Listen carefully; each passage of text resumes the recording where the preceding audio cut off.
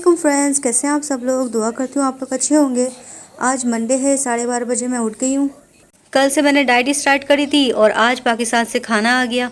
खाने में वो भी मेरी फेवरेट चीज़ कीमा करेले और पाए। माशाल्लाह खाना बहुत टेस्टी बना था। मेरी ननन ने बनाया था और बच्चों की चीज़ें भी उसी ने भेजी थी। उसका जो हस्बैंड है वो भी दुबई में जॉब करता है, तो सुबह रमीज़ जाके उसको एयरपोर्ट से पिकअप कर आए थे और साथ में सारी चीज़ें भी ले आए थे।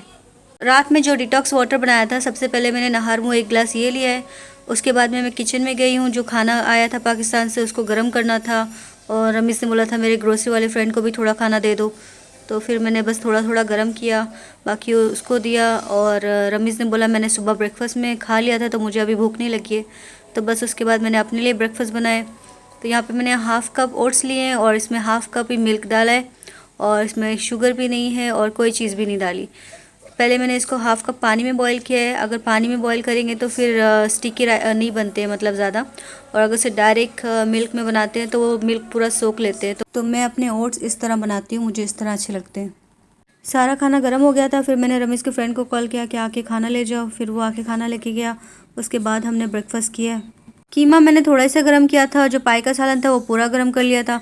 गर्म करने के बाद में मैंने वापस से उसको स्टोरेज बॉक्स में डाल दिया था ताकि फ्रिज में रखने में आसानी होगी। और आधा सालन मैंने ग्रोसरी वाले को दे दिया था। और एग बॉईल करने के लिए और कोई चीज़ बची नहीं थी, इसके लिए वो भी कढ़ाई वापस वॉश करके उसी में एग बॉईल किए। ये दोनों जैसे ही सो के उठे हैं, बस इन्होंने अपनी चिप्स कैंडी वगैरह खाना स्टार्ट कर दिया। और इल्हाम ने भी माशाल्लाह इतनी सारी जेलियाँ खाई हैं। इशाल को मैंने बोला चलो तुम सारी चीज़ें अरेंज कर लो और फिर वीडियो बना के तुम्हारी फूफो को थैंक यू करते हैं।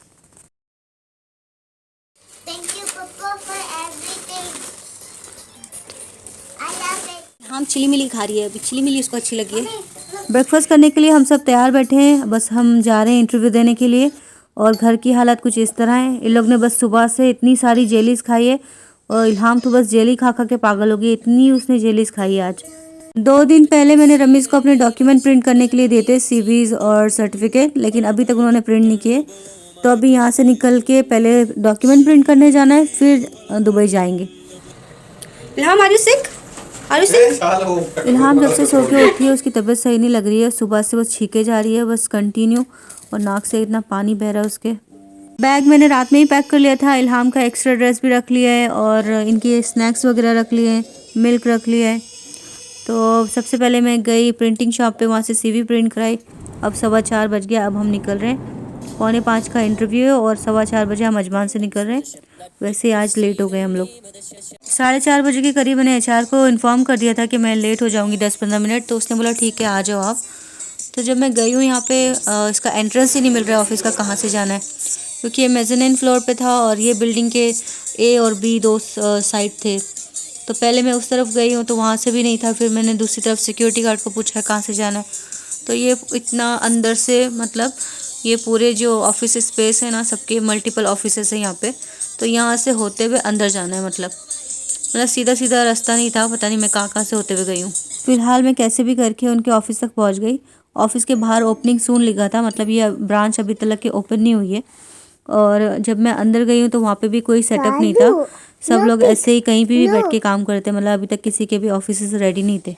इतने दिनों के बाद मैं इंटरव्यू अटेंड कर रही थी और मुझे बहुत डर लग रहा था, अंदर से मेरी बॉडी भी काँप रही थी और प्लस ये भी डर था कि मैं लेट भी हो गई हूँ। तो जब मैं गई हूँ अंदर तो जो हायरिंग मैनेजर था उसने बोला कि आप लेट भी आई हैं और मेरे पास टाइम भी कम है क्योंकि मेरी और भी मीटिंग है। जब उसने ये बोला तो मुझे और डर लग गया, मतलब उसने मुझे रिलैक्स नहीं किया और उल्टा मतलब डरा दिया। तो फिर बोलता है कि ठीक है मैं आप जल्दी जल्दी मीटिंग मतलब आपसे फिनिश करूँगा ताकि मैं दूसरी भी मीटिंग अटेंड कर लूँ। तो बस हड़बड़ी में मैंने जैसा भी इंटरव्यू देना था दिया और उसने बोला ठीक है अब 2-3 दिन के बाद आपको बताएंगे। तो अब इंशाल्लाह देखते हैं क्या रिज़ल्ट आता है। अगर कोई भी रिस्पांस आया तो मैं आप लोग से शेयर करूँगी। मैं अल्लाह से ये भी दुआ करी थी, या अल्लाह अगर ये कंपनी मेरे लिए बेहतर है तो मुझे इसी कंपनी से मतलब ऑफ़र लेटर मिल जाए। और भी जॉब्स अप्लाई कर रही हूँ मैं, तो अभी देखते हैं इंशाल्लाह क्या रिज़ल्ट आता है। और आप सभी प्लीज़ मेरे लिए दुआ करिए कि इंशाल्लाह आगे हमारे हालात बेहतर हो जाएँ। इंटरव्यू के बाद रमीज़ बोलते हैं कि मेरी कार की मेंटेनेंस भी ड्यू है, वो भी मैं करवा लेता हूँ, आप छुट्टी तो हो गई है तो ये भी काम करवाना है। तो फिर उसके बाद हम गए जद्दा, वहाँ से उनकी कार मेंटेनेंस करवाई। फिर हम आ गए यहाँ दुबई हेल्थ अथॉरिटी में। रमीज़ ने बोला था कि आज मुझे ब्लड डोनेट करना है, तो मैंने बोला मैं भी करूँगी। और मतलब ये मेरा दूसरी बार है कि मतलब मुझे रिजेक्ट कर दिया उन्होंने ब्लड लेने से। जब तक बच्चे नहीं थे मेरा हीमोग्लोबिन सही था, उसके बाद से मतलब कम ही रहता है हमेशा।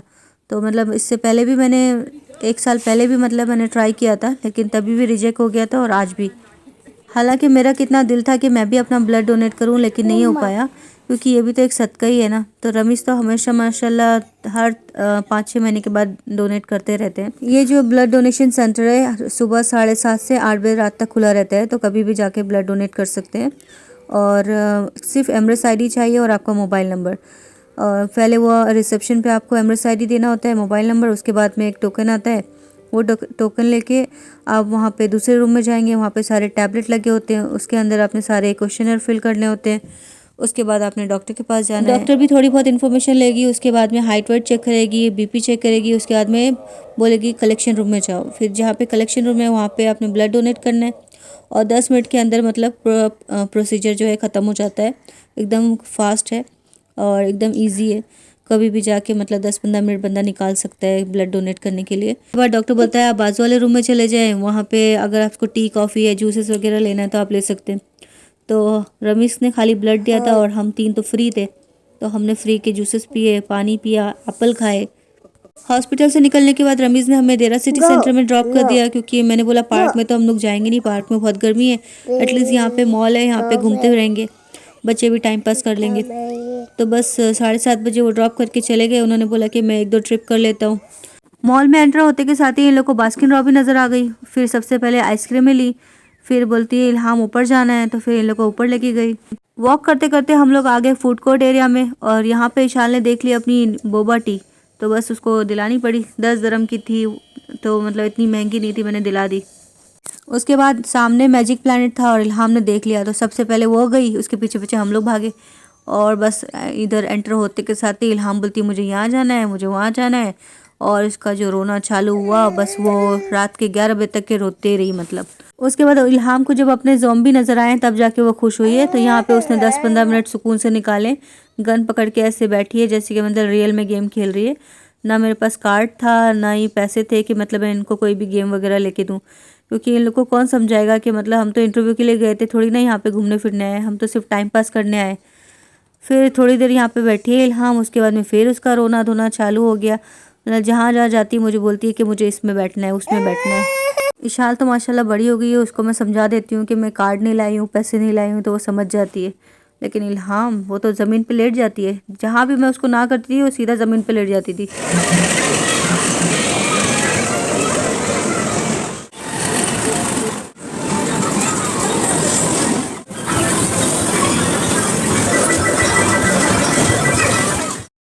इल्हाम अभी वापस से जिद कर रही है, बोलती है कि मुझे सॉफ्ट प्ले एरिया के अंदर जाना है। सब देख रही है ना बच्चों को बाहर से खेलते हुए, तो बोलती मुझे भी जाना है।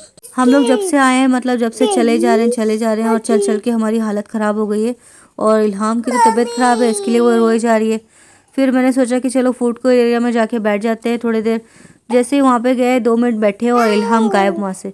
अब इसने देख लिया था वहाँ पे जंपोलिन, अब बोलती है कि इसमें जाना है, और उसके लिए भी इतना रोए कि हद है। हम दोनों मतलब ढूंढ रहे थे इल्हाम को, लेकिन अल्हम्दुलिल्लाह 10 मिनट के बाद मिल गई थी। इशार बोलती है वहाँ पे ही बैठी थी जहाँ पे जंपोलिन था।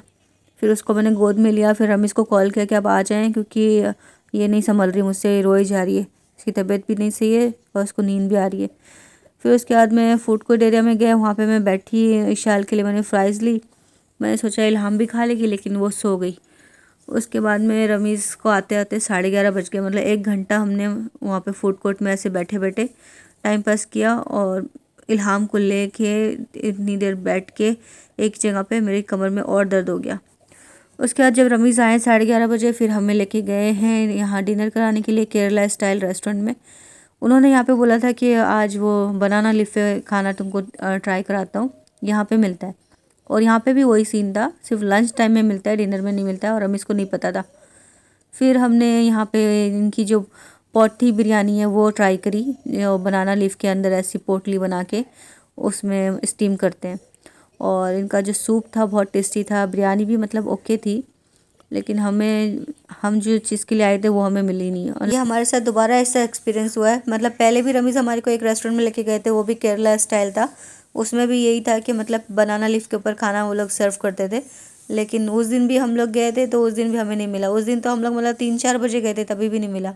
अल्हम्दुलिल्लाह आज तो इल्हाम ने भी सूप पिया, इतना ज़्यादा स्पाइसी था उसके बावजूद, क्योंकि उसकी तबीयत भी ख़राब थी और उसको नज़ला भी था।